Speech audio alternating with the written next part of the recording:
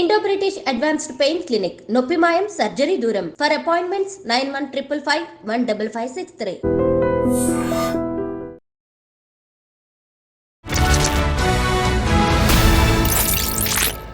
అందరికీ నమస్కారం. నేను Swaroopa Potlapalli. Welcome to I dream.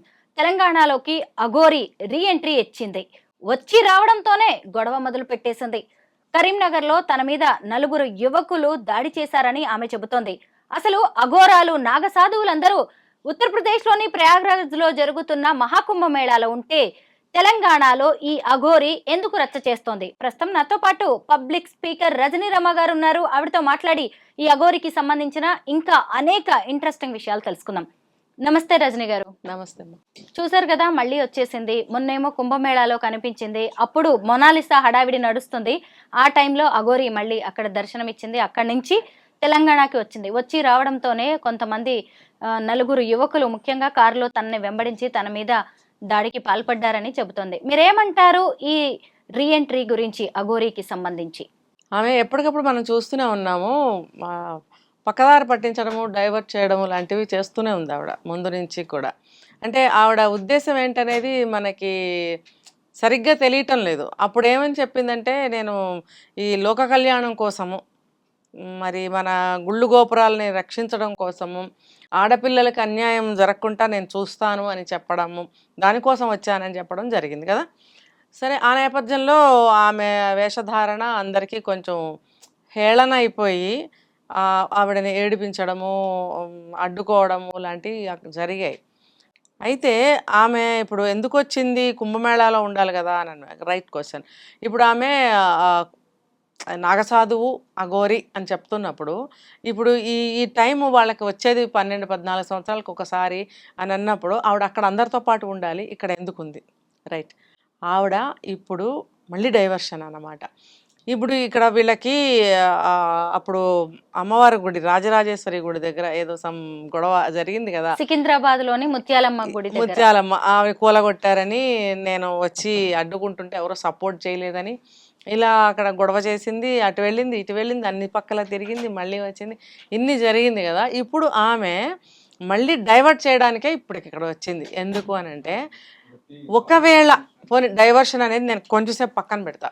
ఆమె ఇప్పుడు ఎందుకు వచ్చింది అని అంటే, నా అనాలిసిస్ ప్రకారము తను లోక కళ్యాణం కోసం వచ్చింది. వీళ్ళందరూ అటాక్ చేస్తున్నారు, అడ్డుకుంటున్నారు, ముందుకు వెళ్ళనివ్వటం లేదు, తన ఉద్దేశాన్ని ఎవరు నమ్మటం లేదు.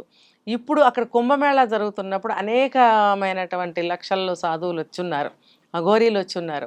ఇప్పుడు ఈవిడ ఇక్కడికి వచ్చి ఏదైనా చేస్తే, నెగిటివ్గా ఏదైనా అటాక్స్ వచ్చినా, ఎవరైనా అడ్డుకున్నా, గొడవలు జరిగినా, అంటే నేను పాజిటివ్గా చెప్తున్నా, నేను ఈవిడ వెంటనే వాళ్ళకి తెలియజేసి, అంటే హిందుత్వాన్ని రక్షించడం కోసం, లోక కళ్యాణం కోసం అని ఆవిడ వాడింది కదా ఆ పదాలు.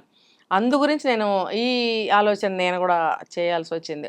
ఒకవేళ ఆవిడ ఇలాంటి మత కల్లోలాలు, మతానికి సంబంధించిన గొడవలు ఏమైనా జరిగితే వెంటనే వాళ్ళని, అందరినీ కాకపోవచ్చు, కొంతమంది అయినా తనకి హెల్ప్ వస్తారన్న ఆశతో ఆమె ఇప్పుడు మళ్ళీ వచ్చి ఇలాగా దర్గాని కూలగొడతాను, లేకపోతే ఏదైనా చేస్తాను, అందు గురించి ఇప్పుడు ఎంటర్ అయ్యింది అన్న ఆలోచన నాకు వస్తుంది ఆవిడ. ఎందుకంటే ఇప్పుడు ఆవిడ దర్గా కూలగొడితే అది మామూలు విషయం కాదు. చాలా మత కలహాలు వచ్చేస్తాయి. వచ్చినప్పుడు ఊరుకుంటారా వాళ్ళు? ఇప్పుడు ఇప్పటి వరకు మన గుళ్ళ దగ్గరే మన మనుషులతోనే ఆవిడ అన్నిట్లో ఇరుక్కుంది. గొడవలు కానీ ఏదైనా మన వాళ్ళు సమర్థించారు, బట్టలు కట్టారు, జాగ్రత్తగా సాగనంపారు. ఒక ఆడపిల్లని సాగనంపినట్టు మర్యాదగానే ఊరి పొలిమేరల వరకు తీసుకెళ్ళి సెక్యూరిటీతో వదిలిపెట్టారు. అమ్మ నువ్వు ఇంక ఇక్కడ మా రాష్ట్రం నుంచి కానీ మా ఊరు నుంచి కానీ ఇంకా బయలుదేరమ్మా అని మర్యాదగా పంపించేశారు. అదే ఇప్పుడు దర్గా కూలగొడితే ఏదైనా జరిగితే ఎంత గొడవలు వస్తాయి? ఆమె ఎదుర్కోగలదా? మన వాళ్ళైతే ఆమెకు సపోర్ట్ ఇస్తారు, వేరే వాళ్ళు ఇస్తారా? మరి అలాంటి గొడవలు అవ్వచ్చు. నేను అప్పుడు మా వాళ్ళని పిలుస్తాను. ఈ సమయంలో వాళ్ళందరూ ఎప్పుడూ సమాజంలో వాళ్ళు తిరగరు కదా, ఈ కుంభమేళ టైంలోనే వస్తారు. మిగిలిన సమయాల్లో హిమాలయాల్లోనో ఎక్కడో తపస్సు చేసుకుంటూ ఎక్కడో ఉంటారు, వాళ్ళు అందుబాటులో ఉండరు. సో ఈ సమయంలో కనుక ఆవిడ ఇలాగ డిస్టర్బెన్స్ ఏదైనా దర్గాని కూలగొట్టడం అలాంటివి ఏమైనా చేస్తే వాళ్ళు సపోర్ట్కి రావచ్చు అనే ఒక తెలివితేటలతో ఆవిడ ఆశతోటి ఇప్పుడు ఈ పనికి పూనుకుందా అని అనిపిస్తుంది నాకు. ఎందుకనంటే హిందూ ధర్మాన్ని కాపాడుతాను అని అన్న నేపథ్యంలో నేను దర్గాని కూలగొడతాను అని అని ఉండవచ్చు ఆవిడ. మంచి ఉద్దేశం అయితే మంచిదే అయి ఉండవచ్చు. కానీ ఆపోజిట్ మనుషులు ఊరుకుంటారా? అందుకనే ఈ కుంభమేళా టైంలో ఈవిడ అక్కడ ఉండకుండా ఇక్కడ ఉంది. ఏదన్నా జరిగితే వాళ్ళు వచ్చి ఏమన్నా హెల్ప్ చేస్తారు, ఈవిడికి సపోర్ట్ ఇస్తారు హిందూ ధర్మాన్ని కాపాడటం కోసం అని ఆవిడేమన్నా అత్యాశగా పోయిందా? అంటే మనం ఇలా అనుకుంటున్నాము. నిజంగా ఆవిడ డెడికేటెడ్ మైండ్తో కనుక ఆవిడ ఉన్నట్టయితే, ఆవిడ ఈ ఆలోచన చేసినట్టయితే మేబీ రైట్ అయి ఉండొచ్చు. రజనీ గారు, నేను 2 రోజుల క్రితం ఆమెతో ఫోన్ కాల్లో మాట్లాడాను. ఇంటర్వ్యూలోనే ఆమె ఫోన్ కాల్ తీసుకోవడం అనేది జరిగింది. నేను ఎక్కడికి వెళ్ళారు ఇన్ని రోజులు, దాదాపు నెలన్నర 2 నెలలుగా కనిపించలేదు అంటే, నేను శవ శక్తుల్ని కూడగట్టుకోవడానికి నేను వెళ్ళాను. ఎందుకంటే ఇప్పుడు నేను మళ్ళీ లోక కళ్యాణం కోసం పోరాడడానికి వస్తున్నా, అందుకే నా మహిమల్ని ఇంకా పెంచుకోవడానికి వెళ్ళాను అని ఆమె ఫోన్ లైన్లో చెప్పడం అనేది జరిగింది. అయితే ఇప్పుడు ఇక్కడికి వచ్చి రావడంతోనే ఇప్పుడు ఈ దర్గాల్ని నేను కూలగొడతాను అని చెప్తోంది. ఫిబ్రవరి 3వ తారీఖుని ఒక టార్గెట్గా కూడా ఆమె పెట్టుకున్నట్టుగా కనిపిస్తోంది. అయితే ఇప్పటికే మనం కాశీ, మథుర లాంటి చోట కూడా కలిసి ఉన్నవి చూస్తూనే ఉన్నాం. ఎవరికీ లేని ఇబ్బంది ఈ అఘోరీని అని చెప్పుకుంటున్న ఈ వ్యక్తికి అంత అవసరం ఏంటి?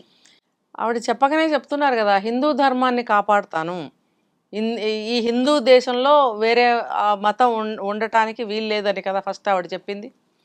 కాబట్టి మన హిందూ ధర్మమే నడవాలి, ఇది హిందూ దేశము, ఇక్కడ ఉన్నది ఒకటే ఒక్క మతం ఉండేది ఒకప్పుడు, దాన్ని అందుకనే పునరుద్ధరిస్తాను హిందూ ధర్మాన్ని పునరుద్ధరించి హిందూ ధర్మ స్థాపన చెయ్యాలి అనేది ఆవిడ యొక్క అభిమతం. సో దానికోసం ఎంతకైనా నేను ప్రాణదానమైనా చేస్తాను, అంటే నన్ను నేను బలిపెట్టుకుంటాను అంటే ఏంటంటే ఆవిడ అంత తీవ్రంగా ఫైట్ చేయదలుచుకుంది. అందు గురించే ఈ దర్గాలు కూలగొడితే ఏం జరుగుతుందో ఆవిడకి తెలుసు. దేనికైనా నేను ఎదుర్కొంటాను, ఏం చేసైనా సరే ఒక్క హిందూ ధర్మాన్నే నేను ఇక్కడ ఉంచదలుచుకున్నాను, ఉండాలి అనేది ఆవిడ అభిమతం అయి ఉండొచ్చు. అఘోరాలు, నాగసాధువులు ఎలా ఉంటారు అనేది ఇప్పుడు ప్రయాగ్రాజ్లో జరుగుతున్న మహాకుంభమేళాలో చూస్తూనే ఉన్నాం. కానీ ఈ అఘోరి ఏమో పూర్తి ఆపోజిట్లో కనిపిస్తోంది. ఇంత లిప్స్టిక్ వేసుకుంది, ఇక్కడ బొట్లు కూడా కొత్తగా మార్చేసింది. ముఖ్యంగా ఆమె హెయిర్ స్టైల్ గురించి మనం మాట్లాడుకోవాల్సిందే. అది విగ్గు అని అందరికీ అర్థమైపోతూనే ఉంది. అంటే అఘోరీగా తనని తాను గట్టిగా చెప్పుకోవడానికి మళ్ళీ కొత్తగా విగ్గు రూపంలో మనకి దర్శనమిస్తోంది. అలాగే గడ్డాలు, మీసాలతో కూడా కనిపించింది. అసలు ఈ అఘోరీని ఏమనుకోవాలి? ఒక్క మాటలో అయినా నిజముందా? ఇలాంటి వ్యక్తులు వచ్చేసి హిందూ ధర్మాన్ని కాపాడుతాం, లోక కళ్యాణం చేస్తాము, మహిళల్ని కాపాడతాం, ప్రకృతిని కాపాడతామంటే వీళ్ళ మనల్ని కాపాడేది ఇలాగ రకరకాల వేషాలు వేసుకుని వచ్చేవాళ్ళు. అంటే మనం ఇది 2 వైపులు ఆలోచించాలండి. ఆవిడ ఫ్రాడ్ అయితే, ఒక చెడు చేయటానికి బయలుదేరుతున్నట్టయితే దానికోసం దానికి తగ్గ వేషం వేసుకుంటే మనం ఇవి మాట్లాడుకోవాలి.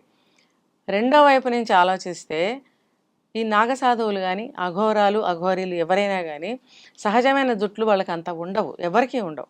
వాళ్ళు ఇలాంటి విగ్గులే పెట్టుకుంటారు. పైనుంచి ఆపాద మస్తకం అంటారు, ఇక్కడి నుంచి ఇక్కడ నేల వరకు జటలతోటి జడలు కట్టినటువంటి పై వరకు శిఖరాల్లాగా ఉంటాయి వాళ్ళ తలలు. అక్కడి నుంచి ఇలా చుట్టుకుంటూ నేల వరకు ఉండే విగ్గులు కూడా అమ్ముతారు. వాళ్ళు అవి వేసుకుంటారు. ఎందుకు అనంటే శివతాండవాలు చేస్తారు వాళ్ళు శవాల దగ్గర. చేసినప్పుడు వాళ్ళల్లో వాళ్ళు కూడా అలాంటి కార్యక్రమాలు చేసుకున్నప్పుడు ఇవన్నీ తగిలించుకుని వాళ్ళు తాండవాలు చేస్తారు. కాబట్టి వాళ్ళకి ఆ అఘోరీ రూపాల కోసం అవి తగిలించుకుంటారు. సహజ సిద్ధంగా అంతంత జటలు, హెయిర్స్ వాళ్ళకి ఉండవు. ఇప్పుడు కొంతమందికి అయితే సహజంగా గోల్డ్ వంకర తిరిగిపోవడము అలాంటివి ఉంటాయి. కానీ హెయిర్ అని మీరు అంటున్నారు కాబట్టి దాన్ని ప్రత్యేకంగా విగ్గులు తయారు చేస్తారు. రకరకాల రుద్రాక్షలు నకిలీవి అవ్వచ్చు, అసలీ అవ్వచ్చు. రుద్రాక్షలు కూడా ఇక్కడి నుంచి ఇక్కడికి వేసుకుంటారు, అనేక వరుసలతో వేసుకుంటారు, చేతులకు కట్టుకుంటారు. వాళ్ళకి అనీజీ ఉండదు, ఎందుకంటే ఆ ఫ్లోలో ఉంటారు వాళ్ళు. ఇంకా ఇంకా ఇంకా మోర్ వాళ్ళకి ఇంకా ఆ శివుడిలోకి ఐక్యమైపోవాలి, శివుడిలాగా ఉండాలనే తపన వాళ్ళకి. దానివల్ల అవన్నీ తగిలించుకుంటారు. రజనీ గారు, అసలు ఆమె ఆహార్యమే నిజం కాదు, ఆమె ఆహార్యమే నమ్మదగినట్టుగా లేనప్పుడు ఆమె మాటల్ని ఎలా నమ్ముతాం? దీని గురించి మనం మాట్లాడుకోవచ్చు. ఎందుకనంటే ఆవిడ నిరూపించుకోగలగాలి. ఆవిడికి చేత కావట్లా, వయసు చిన్నది. తర్వాత సపోర్టు ముందు కాలంలో మనం చూసినప్పుడు ఆవిడకి సపోర్ట్ ఎవరు లేరు. కాబట్టి ప్రజల్లో ఇటువంటి అభిప్రాయాలు ఉండిపోయాయి. మరి ఇప్పుడు చూద్దాం ఆవిడ ఏం చేయదలుచుకుందో, ఏం జరుగుతుందో. కానీ ఒక మంచి కోసం వచ్చినప్పుడు ఆవిడకి సపోర్టర్స్ కూడా ఉండాలి. నిజంగా ఆవిడ చేస్తున్న పని మంచిది అని అనుకున్నప్పుడు అంతంత అఘోరాలు రాకపోయినా సాధువులు కూడా వచ్చి, కనీసం సాధువులైనా వచ్చి ఆమెకు సపోర్ట్ చేస్తే ఆవిడ ఎంతో కొంత లోక కళ్యాణం చేయగలుగుతుంది. అఘోరి మాటల మీద, ఆమె వ్యవహార శైలి మీద అందరికీ నమ్మకం కుదిరితే ఖచ్చితంగా అందరూ సపోర్ట్ చేస్తారు. కానీ ఆమె వచ్చినప్పటి నుంచి కూడా హడావిడి చేస్తూ దాడులు, ఏమన్నంటే బెదిరింపులు, లేదంటే నోటుకొచ్చినట్టు మాట్లాడడం, ఇలాంటివి చేస్తే మాత్రం ఖచ్చితంగా తిరస్కారం ఎదురవ్వక తప్పదు. Thank you so much Rajani గారు.